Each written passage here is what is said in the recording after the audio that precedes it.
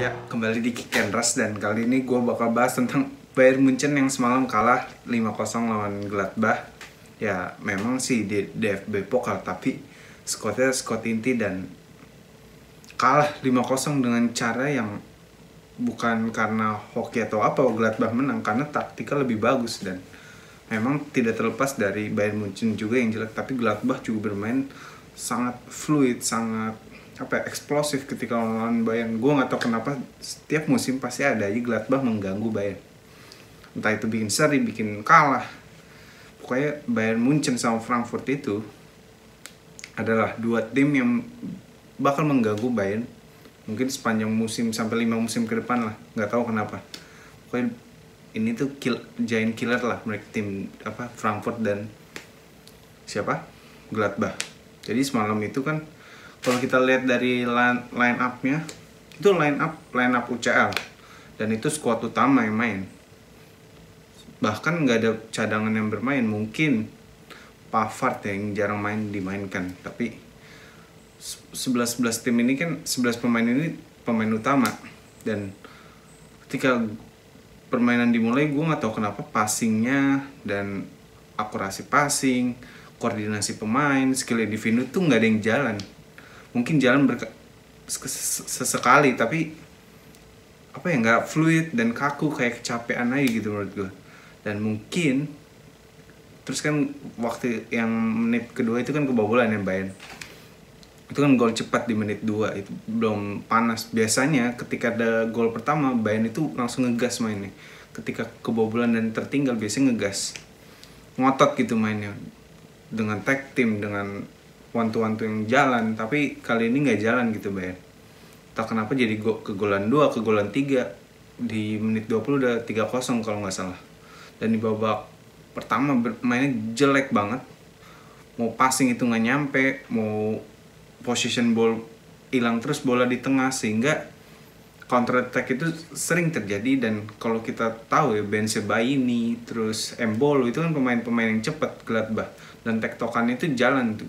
Mereka pemain depannya Gladbach cepet banget mainnya dan benar-benar manfaatin celah long ball di lini belakang dan celah antar lini gitu. Dan celah antar pemain itu bisa dimanfaatkan oleh Gladbach semalam. Dan memang pemain Bayern juga underperform semua, nggak ada yang bagus bahkan satu pun menurut gue. Mungkin Pavard ya mendingan, cuman ya karena yang lain jelek banget, jadi Pavard ini kelihatan bagus lah, dan mungkin Kimmich lah mendingan. Tapi Sané, Coman, Gnabry hilang semua. Mungkin Gnabry masih ada melakukan skill individu ke dalam, tapi sisanya nggak hilang gitu. Lewandowski hilang banget malah Lewandowski. Muller mungkin berkontribusi dikit, cuman kalau di babak pertama udah jelek banget, dan di babak kedua malah mungkin lebih ngotot sedikit. Cuman gimana ya, end product dan passing terakhir itu jelek. Dan memang harus diakuin kipernya Gladbach bagus, Jan Sommer. Dan memang beberapa kali shootingnya itu ditepis atau ditangkap sama dia, dan positioning Jan Sommer itu bagus ya. Tapi terlepas dari itu semua, terutama Bayern di lini belakang itu defense-nya lagi jelek banget.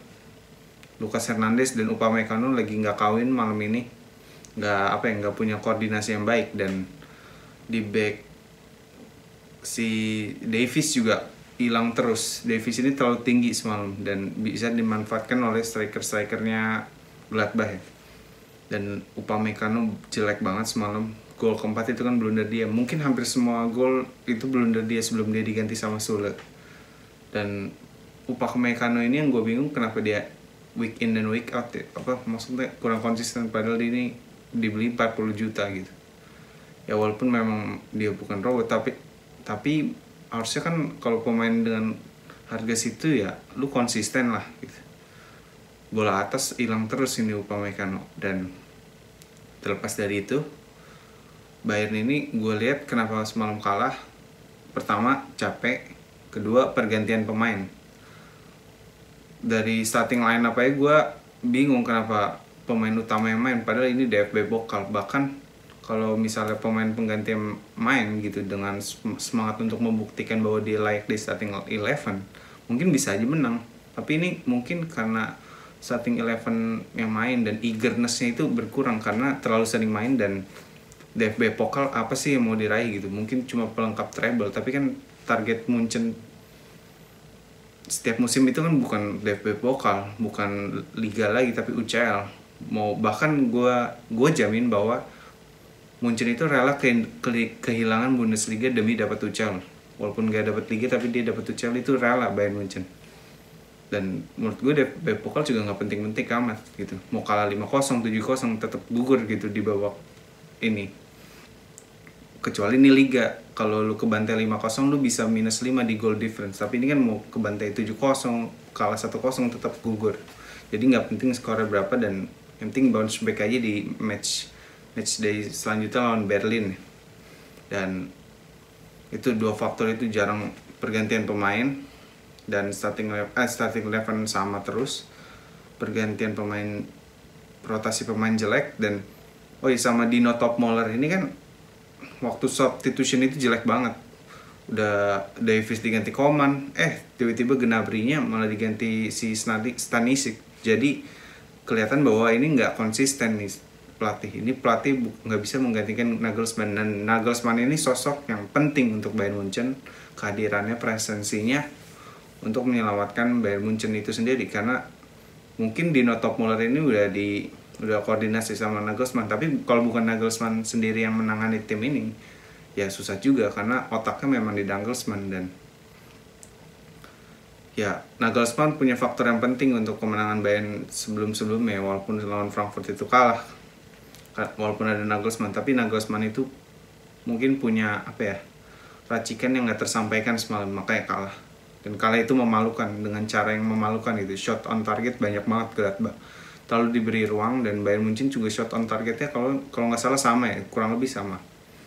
Mungkin menang position ball, dan emang itu harus.